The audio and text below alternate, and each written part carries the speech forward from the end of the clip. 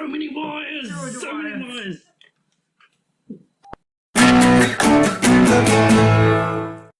Hi, welcome to Sid Si Snakes. This is the next part of our Hognose VIVARIUM build. And we've got out all the electrics that we're going to put in it. And we're going to talk for a bit about each one.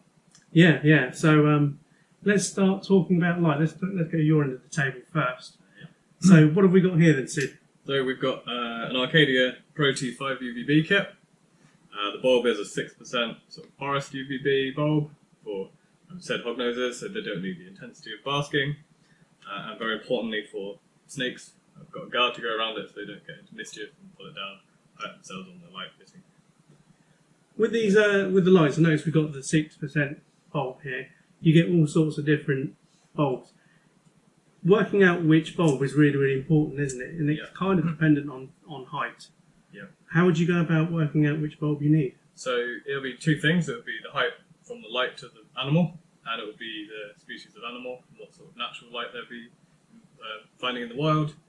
There's, I think, guides on Arcadia's website and other guides that exist saying, you know, what sort of animal have you got basking-wise, and then what sort of bib space have you got that needs to fix. Some of the more intense tubes, things like 12%, for like bearded dragons, other sort of arid desert sort of basking species, and then the 6% is a forest, maybe a shade-dwelling species or something temperate that's not going to get the intensity of UV. Yeah, and like you said, they got those guides on the Arcadia website. And on the back of the bulb, there is a little guide that Arcadia put on this particular bulb here. And it basically tells you what Ferguson zone it is, depending on what height you install it inside the vivarium. We've also got to take into account the actual mesh itself. It does take away some of that spectrum, doesn't it? How much does it roughly take away? I think it's about 15% it takes away. Yeah. The box has probably got it written on somewhere. So yeah, 50% light, 15% light reduction.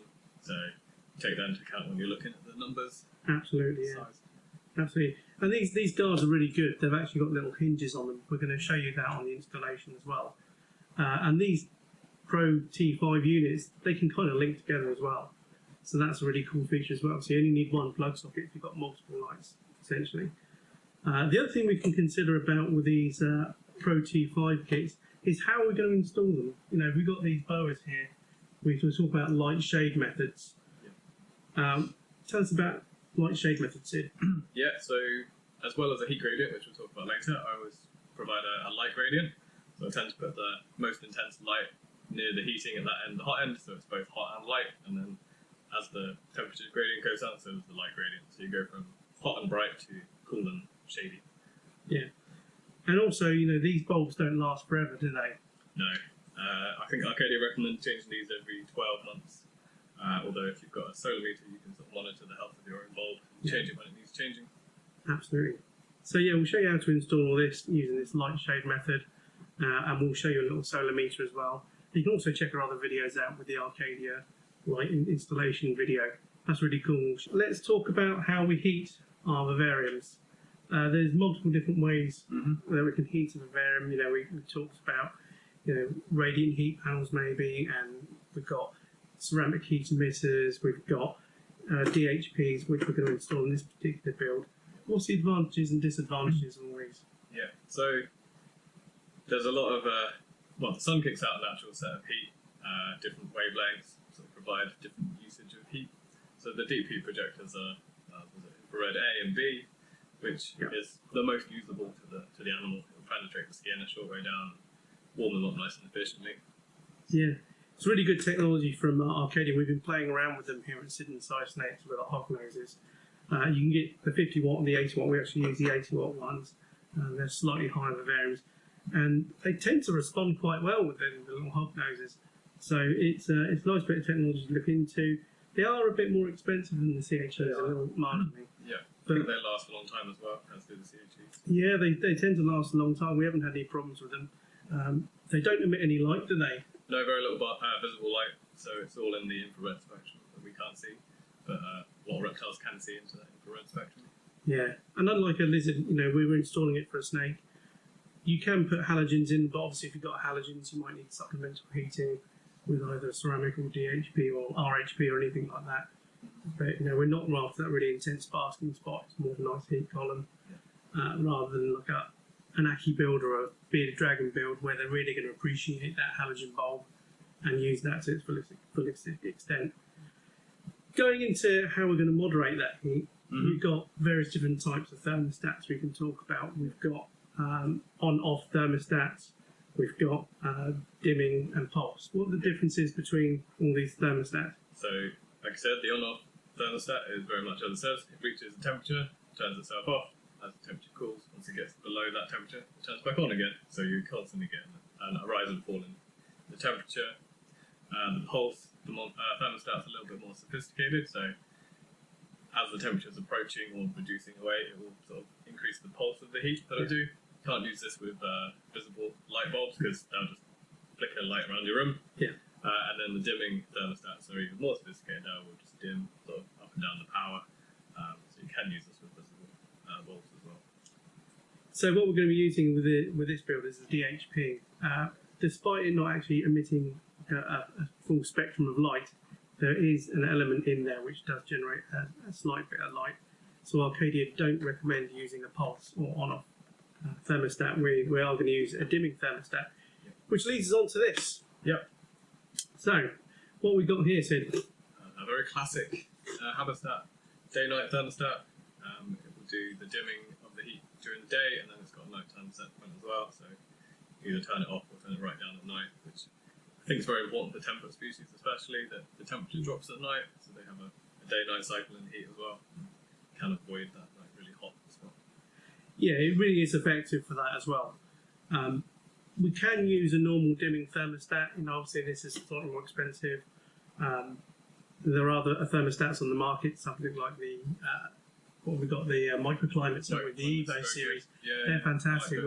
We use them a lot now, don't we? Yeah. And they're quite good because it's just one plug as well, and you can connect it to the light, you can connect it to the heat, or the humidity. Well, the humidity as well, Probe, depending what it is. So do check them out if you've got sort of high humidity species. I'm sure we'll do a video showing some of our setups with those involved as well. Yeah, we'll show you how to use them. They're really cool. We've got these DHPs. We've got to put it into some sort of bracket. They use a standardised fitting. Yep. This is a Pro Rep one. And they just screw to the roof of the Vivarium, don't they? Yep. And you can screw in all types of ceramics. This is a standard sort of screw fitting, isn't it? E27 screw fitting, yeah. E27 screw fitting. Standard, yep. So you can use it with multiple systems. They're quite good. Yeah. Now we're using it for snake this heat, aren't we? What's the most important thing when we're using heat sources for snakes, especially with quite a high temperature bulb? Yeah, always guard the heat source. Guard the heat source. Snakes are good at wrapping around things. You don't want them to burn themselves. They're also good at getting wires in and behind wires, so you want to stop them pulling them out for their own safety and for your convenience. But we've got a nice guard just to go around the bulb and the connector, and then run the wire out to the back. Yeah, snakes are really prone to it. And these Pro Rep ones, this is a large Pro Rep rectangular guard. Very, very cost effective, aren't they? Yeah. And they're actually coated with a special coating. So if you do touch it when you've got the heat source on, it's not like a standard exposed metal. It doesn't burn and conduct heat in the same way. So we do recommend getting a purpose-built guard rather than just something that you just made together out of metal, because they can get quite hot. They're very good. It will save you lots of time as well. When we're calibrating our temperatures, what are we going to use for this particular build? Yeah, so the thermostat itself will have a temperature probe on it, but then that probe might not be where you're trying to monitor a basking spot. Yeah. So where you want the basking spot, we've got a fairly standard combi thermometer. This one also measures humidity, I think. Combi, yeah. So we'll stick that under the basking spot that we want to measure. Then the thermostat probe itself will be fixed out of the way just to keep the stable parameters that you set. Yeah, so this is an exoteric combo meter. Absolutely fantastic. If you're trying to monitor that humidity and temperature, you can buy separate ones, so can't you? That one dedicated to temperature, one dedicated to humidity, and that's fine as well. Yeah, I'm very much for as few wires as possible. Few wires as possible, yeah. You want to. Yeah. Obviously, it's a bit more expensive doing it that way. It's cheaper than two still. Cheaper than two still, absolutely. So, when we're putting these, you talk about this probe placement. Yeah. And say we're going to put them on the side of the vivarium or the back of a vivarium, somewhere like that, aren't we? People do tend to think that you know, we need a temperature maybe of like, I don't know, 29, 30 degrees, and they end up setting the thermostat to 29 or 30 degrees. Yeah, that's true, yeah. And what's going to happen to that basking spot? Because, yeah, if the probe's away from the basking spot, the temperature under the basking spot will be much, much hotter, probably too hot. Yeah. So stick the probe out of the way where it can't be bashed or interfered with by the snake. They can't block the temperature from that, so you get a true reading. And then monitor the temperature under the actual light or basking spot. Right then, we are just about ready to start assembling all this fantastic stuff. It's all like very specific reptile stuff. We did talk about probe placement, which is we're going to kind of show you what's going to go on with it, where the thermostat probe is going to go, and where the temperature combo meter is going to be set. So there's the habitat, day-night thermostat. It's got 4 leads coming out of it. Got the mains lead, get that out of the way.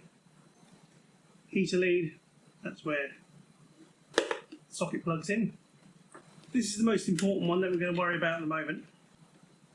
This is the thermostat probe. Where are we going to place this, Sid? Well, decide which end is the hot end. This is going to be the hot end. This is the hot end? Yeah. Cool. So we want the probe somewhere on the hot end, but not necessarily directly under the heat source. Somewhere that's going to be out of the way of the snake, won't be covered in substrate or any sort of decor, or the snake can move it. So. Yeah, and we talked about that on the video. Our substrate level is going to be up to here, just under there. So we're going to have our substrate level there. We want it high enough that our snake isn't going to block that sensor as well. Yeah. That's called thermal blocking. So if you imagine if our animal lays against that temperature probe, that heat from that bulb or heat source can't reach that sensor.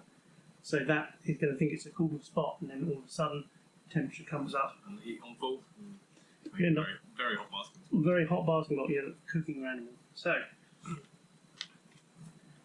if the substrate's just under this cork, we're going to install it coming out of this hole here, and I don't know, maybe somewhere like that. You can see where it is. And our hognose snake's only, you know, maybe an inch thick, an inch high. So it's going to be just above there. And we're going to install it with some P-clips. P-clips. P-clips. Reptiles. Reptilekeeper's favourite hack. This is the best thing ever, P-clips. If you haven't heard of a P-clip, we've got different types of clips we can use. We can first use little nylon ones, so Additional cable clips. these are the normal cable clips. Yeah. And again, we don't use any chemical fixings here at Sid Si Snakes. And you can just nail them in, and they're okay. That's absolutely fine. But what's better than that? A screw. A screw is better than Yeah. that. And we've got A couple on top. these. These are P-clips. And you basically run a little screw. You get them in different sizes. You find the right one for the cable size. Clip the cable over. You run the screw down, and you can see how well that actually grips that cable. Yep. And you can use these all along the length of the cable, depending on how big your snake is. Yeah, or how secure you want to make the cable. Make Yeah. sure there's not enough gap for the snake to get under it, and they're held fairly well down to the side of the bib. Yeah, we don't want our snake getting under there and getting stuck and getting caught, causing it distress. And why don't we use chemical fixing, Sid? We don't want them to get on the snake, especially things like tape. Tape is a Tape is bad news. horrific one. We see it done lots of times, lots of occasions. I think where it's commonly done is where someone's used a bib for a lizard, and they've gone, well, the lizard won't be up here, so I'll just tape it in place temporarily, and then later they've repurposed the bib, put a snake in it. The snake can absolutely reach there, so it gets under the wires, pulls the tape off, gets stuck, they all get on the scales. Pulling tape off of the snake scales is never a nice thing. It's not nice. It's not nice for you anymore. Yeah, it's not good at all. So don't use tape. Don't use tape. And the thing about some tapes is they don't actually fully cure. True. And if you got something that doesn't fully cure when you start applying heat, you can get sort of noxious chemicals and gases gassing off when you put that heat on it, and that's not good for them either. No, it remains sticky and horrible, going yucky over time. So yeah, let's talk about ways of actually attaching cables. So obviously P-clips, primary number one, Yeah. fantastic. We can use silicone, Silicone or hot glue gun. hot glue, Put a little dab and push it in. yeah, Staple gun's a fairly common one. Just Yeah. don't pinch the wire too tightly. yeah. Don't skewer the wire on the way through either. So bottom line, anything mechanical is fine. Yep. But obviously, if you're using mechanical fixings, make sure there's no sharp edges. That's 101. And if you can use chemical fixings, fully curing only, and not while the animal's in there, please. Right, let's get fitting. Yeah.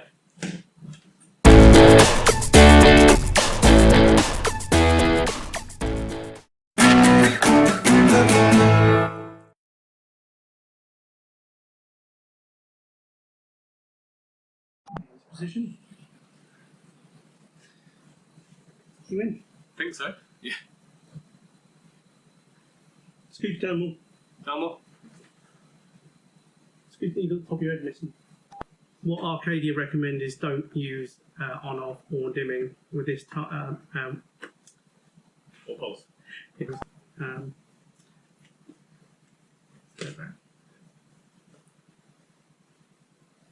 and on the back of the bit outtake, Outtake section. here is our thermostat.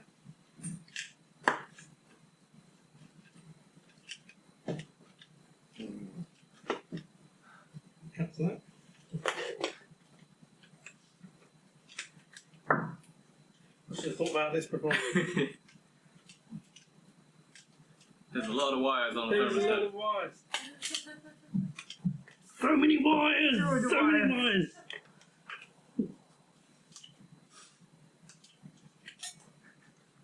We're going to edit this bit out. It's like cut.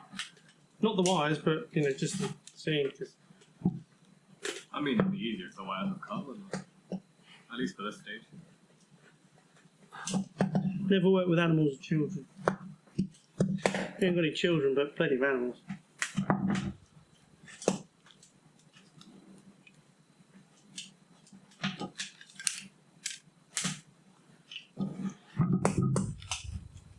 It's like dealing with a distressed jellyfish.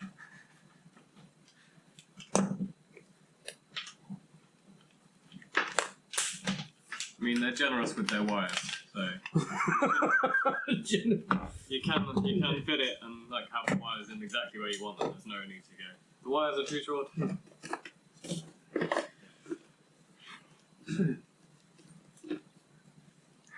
Okay then. Yeah.